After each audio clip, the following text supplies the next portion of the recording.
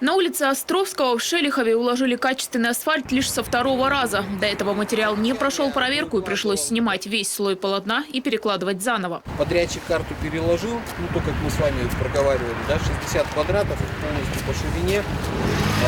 Сейчас Иркутский центр экспертизы заключение дал, коэффициент уплотнения 0,99. Похожая ситуация произошла и в Иркутске на улице Депутатской. С первого раза экспертиза тоже не одобрила положенный асфальт. Были трудности и другого характера. Здесь трамвайные пути, которые очень давно не ремонтировались, и предусмотрено проектом устройства резинно-железобетонных модулей на перекрестках. Проверяющие еще делают остановку на перекрестке улиц Карла Маркса, Урицкого и Пролетарской в Иркутске. Здесь буквально несколько дней назад начал работу совершенно новый для нашего региона способ оповещения пешеходов. Это специальная светящаяся лента дублирует сигналы светофора. Как они работают? Нет, они работают от светофора, то есть подключены, синхронизированы со светофором.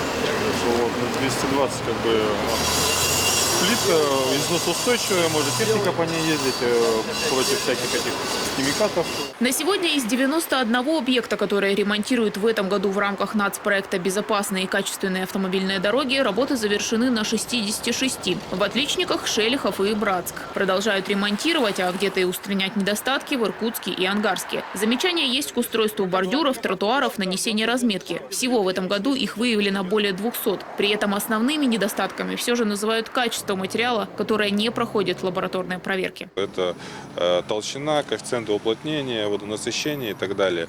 Это, значит, говорит о том, что либо материал не соответствовал требованиям, либо выполнено некачественно. В этом случае вырезается материал, перекладывается и по новой делается испытание уже независимой лаборатории, которая потом подтверждает, прошло качество или не прошло. До 1 ноября все работы в рамках нацпроекта должны быть закончены. Яна Романова, Александр Волков. Новости сейчас.